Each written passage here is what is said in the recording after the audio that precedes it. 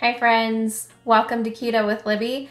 I am Libby and today we're going to be making sweet potato casserole the keto way. Let's get started.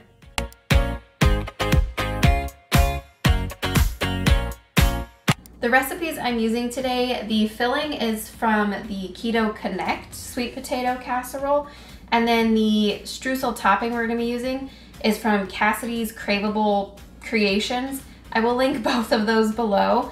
I've never made either of them before, but I wanted to give them a try. They both sounded really good, so let's see how it goes.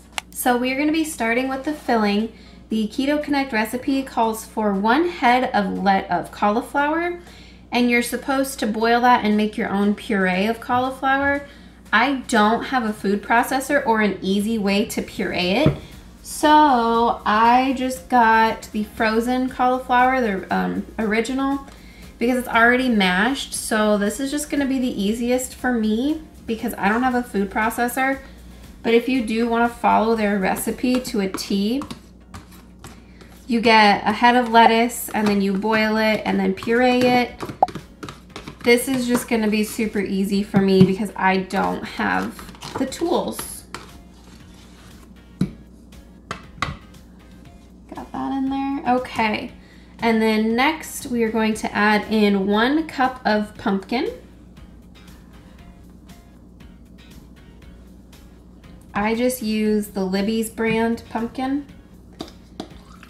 I also used what was left in my can, so it's a little more than a cup, but a lot of pumpkin never hurt anyone.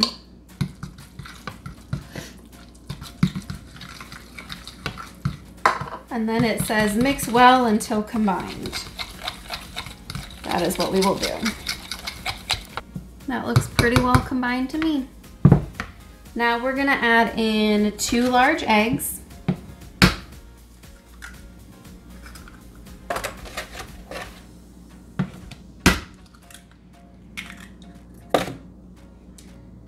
Six tablespoons of sugar.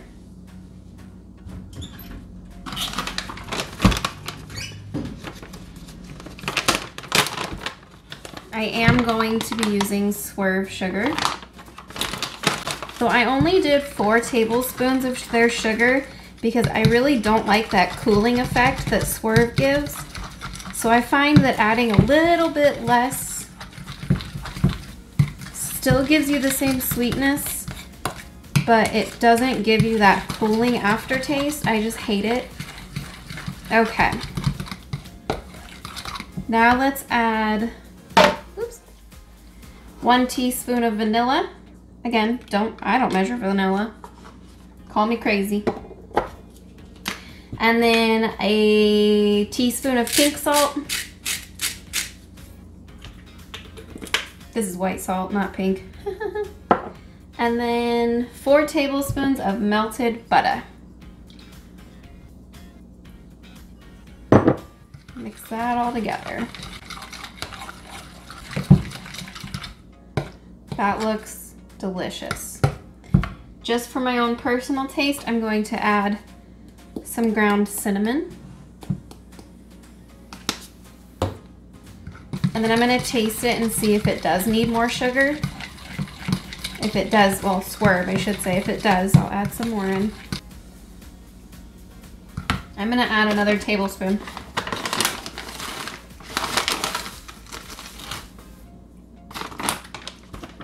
5 tablespoons total. I think that'll be just right.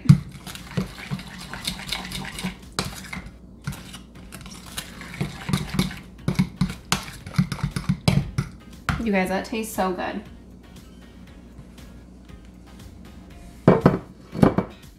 Now we're gonna pour this into our baking dish.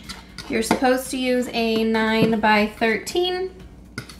I have this 8 by 8, and it's what we're using. There we go. Now let's get started on our topping. So you need 1.5 cups of whole pecans. I'm not doing this recipe the same as her because she uses her food processor to ground these up. I like them chunkier, so I just kind of roughly chopped my half pieces. It's still 1.5 cups, but she did whole, so I'm assuming I measured them whole and then I chopped them. So I'm not using the food processor, so there's a few variations that are different, but half cup of almond flour, that's the same. I will link all the products below that I use in this recipe as well. And then a teaspoon of cinnamon. I did measure this just because I don't want it to be overpowering.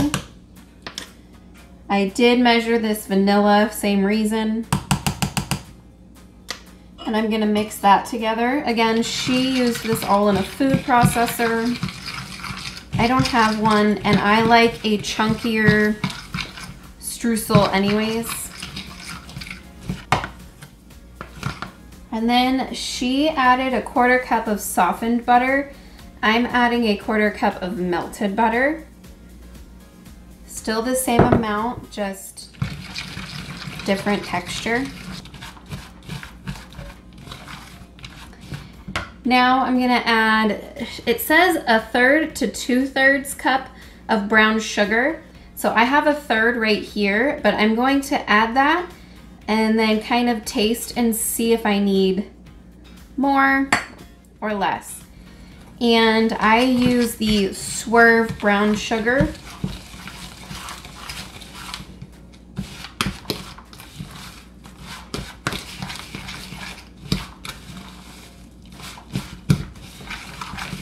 Oh my goodness, you guys, look at how delicious that looks. So I just added maybe a teaspoon more of cinnamon and then maybe a tablespoon more of sugar. But you guys, this is phenomenal. Okay guys, let's top this bad boy with this.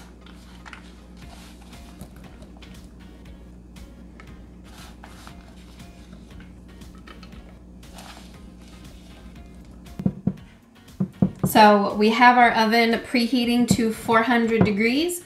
This will go in there for, we're gonna try 20 minutes because that is what the filling takes. So we're just gonna keep an eye on the topping, and I will see you guys when it is preheated. All right guys, we have our oven preheated to 400 degrees and this is getting ready to go in. Whew. It's toasty.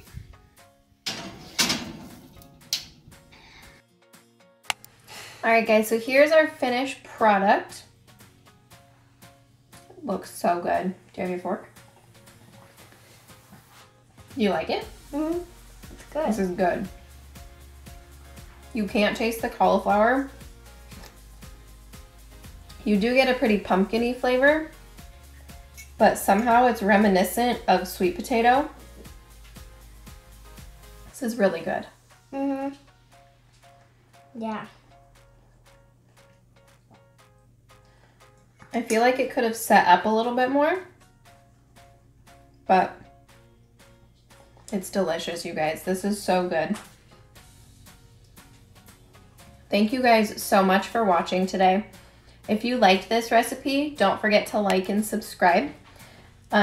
This month's recipes are inspired by Thanksgiving, so tune in next Thursday for another Thanksgiving inspired dish. Thank you very much. Bye.